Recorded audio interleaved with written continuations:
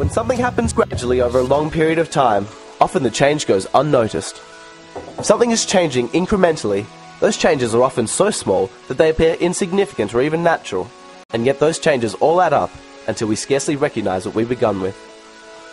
Such is the case with big government. Over the last century, there has been a steady but unmistakable slide towards bigger and bigger government. Such was the gradual nature of this change that many people consider big government to be natural and assume either that it was always this way or that big government is better. Neither is true. The most disturbing of all has been the lack of discussion on the subject. How does big government occur, and what are the implications? First off, how big is government in today's world? There is no clear way to gauge just how big government is, but there are several indicators that can give us an idea. One of those is to compare what percentage of GDP government spends. Take, for example, the United States. In 1907, the percentage of GDP spent on government was 6.6%. In 2007, it was 35%. To put that in perspective, the average individual in the United States is now governed by the equivalent of more than 5 1907 governments. Of course, the government does need money. If the government didn't spend money, how could they provide those essential protection services? Well, in 2007, the combined total spending for the judicial system, the police, fire services, and correction facilities accounted for less than 6% of government spending. And of course, government can get bigger without spending more money.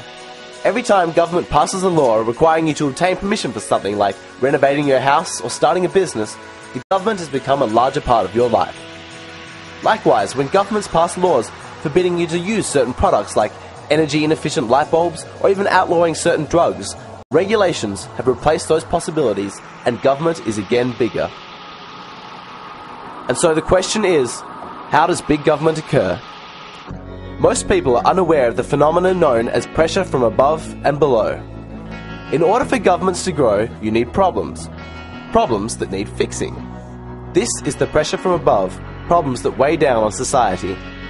The pressure from below is the populace demanding solutions for these problems. In the past, if there were problems facing society, they would be dealt with by individuals within that society. For example, the issue of women's rights. The feminist movement's first strategy was not to go straight to the government and demand equal opportunity laws. They instead ran a grassroots campaign highlighting the abilities of women and convincing the population that women were equally as capable as men. In the age of big government, no longer are feminist groups likely to spend time talking to an employer and convincing him to change his attitudes. Instead, they would serve the employer with a discrimination suit and trust in the power of government to force that employer to hire more women. But this is now the way that politics works. Imagine two politicians running against each other in an election.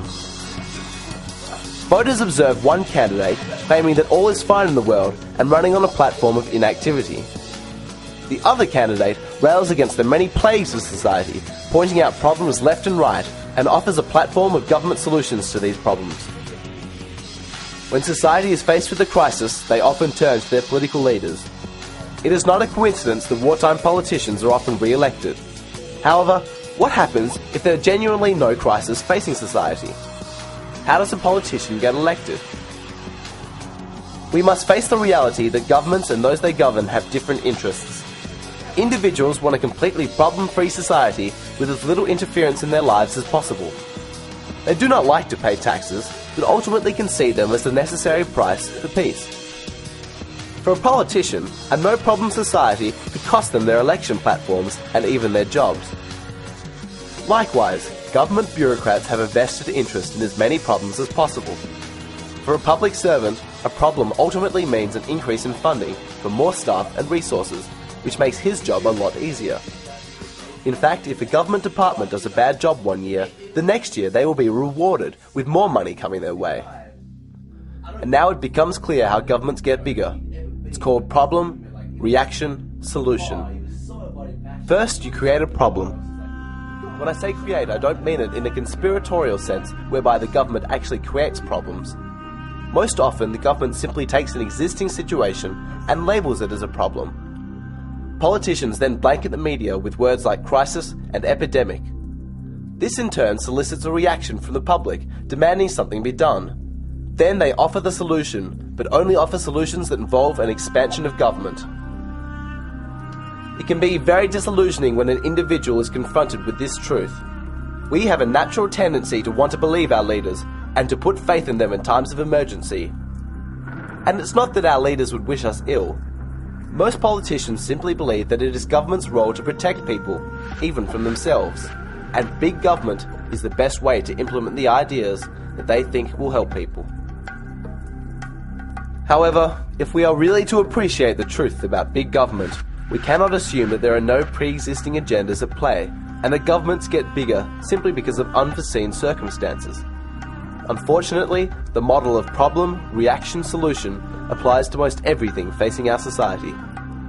Understanding this truth is the key to understanding big government. But what is so bad about big government? Surely, the bigger it is, the easier it is to fix any problems that might arise. This is the image presented to us, that a big, central government is practical and efficient. The reality is quite different. Firstly, big governments cost big money. In the socialist-leaning countries of Scandinavia like Denmark and Sweden, over half of the total GDP is taken by taxation. Many individuals work for 6 months of the year just to fund big government. And bigger government almost always means more centralized government.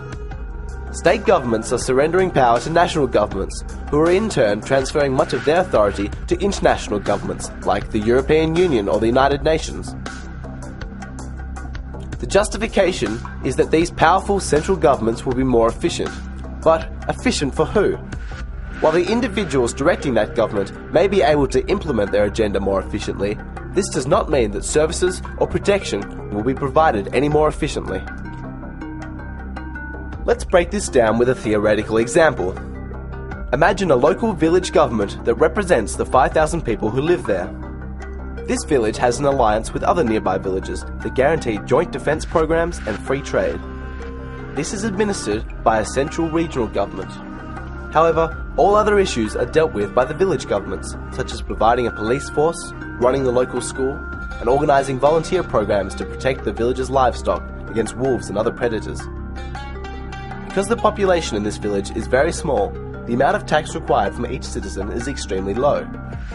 When dealing with small amounts of money or resources, the government is able to minimise any wasteful spending. If an administrative error is made, it is easily traced and the amount lost will only be small anyway.